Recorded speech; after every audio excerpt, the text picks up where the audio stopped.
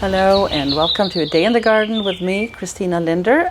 Today we're going to talk a little bit about watering, and this is an issue that a lot of people struggle with, and knowing how much water to give things and all of those kinds of things. So it is a fairly complicated issue. In your garden, the type of soil that you have plays a huge role in how much and how often you need to water. So if you imagine that you have very sandy soil, when you put water to sandy soil, it soaks right through, it drains very, very quickly and easily.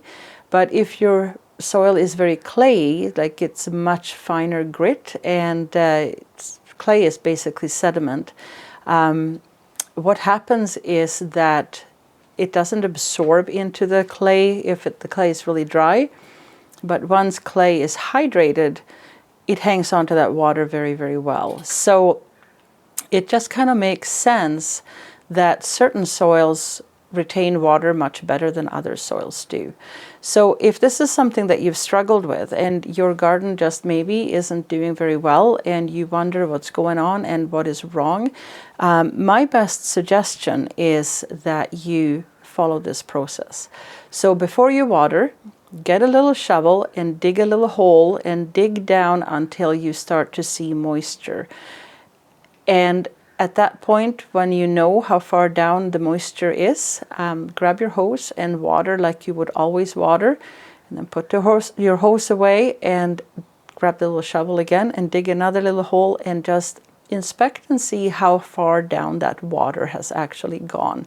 So if you water in a very superficial kind of way, the water will stay on the surface and it might only moisten the top centimeters, 1 or 2 centimeters. If this is what's been going on in your garden for a while, all the roots of all the plants, they will be seeking the moisture at the surface and instead of going deeper down, which is what you want. If your root structure is close to the surface and then perhaps it gets really, really hot for a week or you're going away, that plant is going to be very, very susceptible to some serious drought, because there's no moisture deep down and all the roots on the surface will very quickly dry out. So same thing with potted plants. It can be very hard to know how much water to give a plant, and for demonstration purposes I have here a little ivy that I have dried out so that I can show you what to do with that. So if you've ever baked a cake, you know that when the cake is ready, it separates from the sides of the pan that you're baking it in. And basically that same thing happens to potted plants. When they're very dry, the root ball shrinks a little bit, and you have this little space right around the edge where the soil meets the pot. So if you give this plant, I'm going to just set this down for a moment. If you give this plant a quick drink, like that, and the water comes out the bottom. It's ran out in the tub here. You may think now that this is nicely watered, but if we pull this out, you will see that it is actually quite dry here still. So this plant, you might think that you watered it properly, but this is still bone dry and it'll be, dead shortly. So when you water something like this, the best way to do this is to water it really thoroughly, like that. Let that water run through. Hit it again. Let that water run through. And do that a few times. You can also, of course, leave this plant in a saucer of water to drink. That's a little harder to do maybe with a hanging basket or a bigger pot. So just keep adding water and letting it absorb. So now you can see that it is quite a lot wetter. Sometimes it takes multiple times of adding water. You might have to hit that several times.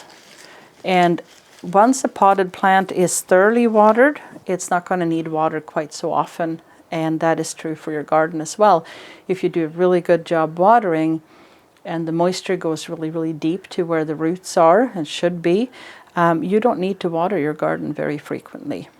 So on the subject of watering tools and equipment, I see many people using these pressure nozzles with a little handle to shut off and turn on the water. These are for washing your driveway. They're not for watering your garden, because the pressure with which the water comes out is just too violent for plants. So there are many different kinds of nozzles that you can use, and this thing here is called a water breaker. And we're going to pop this package open, and you can see how this has quite a large area, and there's lots of fairly large holes there. So what this will do is that it'll provide a very nice soft rain of water. So this is not going to damage your plants or hurt your plants at all. You can also get those in a much smaller size, and this thing you can either screw onto a water wand if you have that. They're really great. They're like a longer pipe that lets you reach into plants. You can also, if you're watering bigger plants, this, when you put this on, it just bubbles. So this is very, very low violence, if we call it that. It's great for watering flower beds or big pots, and it's very, very soft flow. When it comes to hoses, there's of course regular type garden hoses. Garden hose is something that you really tend to get what you pay for, and a cheap hose is a terrible thing. They get kinked and they break down very quickly, and they will just cause a lot of problems. I would say invest in a good quality hose. There's also these stretchy ones, and basically inside this hose there's surgical tubing. So when this is under pressure and you put this on your tap and turn it on, this will extend and it'll get quite a lot longer.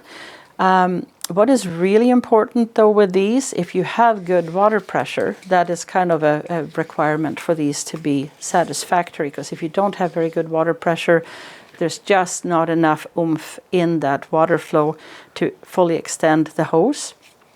And if you're using one with an automatic shutoff like this, and you put it down and turn it off, the hose will rupture and it'll spray water everywhere except for where you want it. If you have flower beds that you just don't really have the time to stand around, that's going to fall down. There we go. You can also use a soaker hose. And this is a fairly ingenious thing. It is a very porous type of material. So this will weep water, and it doesn't spray it all over the place. It just kind of dribbles out. So if you have a soaker hose that you're wrapping around on the ground through your bushes and plants, when you turn this on, it'll just softly dribble out water right where you need it. Now, one thing that I want to show you is inside here, there's like a little plastic disc, and it's got a tiny little hole in it. So that needs to remain there, because that is what makes sure that the pressure, water pressure in the hose does not get so great that it impedes the function of the hose. It's quite important that that remains in there. You can connect multiple of these end to end if you have a longer hedge, for instance, or flower bed that you want to use this in. And when you water, it is really important that you go over the area in your flower bed, for instance, multiple times, and that you focus the water right on the spot where you need it, and that you don't just go spraying all over the place superficially, because that moisture is just not really going to make any benefit to the garden. I would say that that is basically the the basics of watering. With pots and baskets and those kinds of things, as well as your garden, if you're going to fertilize as well, as maybe with a water-soluble fertilizer or a granular fertilizer, if you're applying a fertilizer, you should make sure that your plants are well watered before you apply the fertilizer, just to prevent the burn that can happen otherwise. So that is basically what I have for you today. Thank you so much for watching. Have a wonderful day gardening, and please like, share, and follow, and of course subscribe, and I'll see you back here next time. Have a great day. Happy gardening. Bye.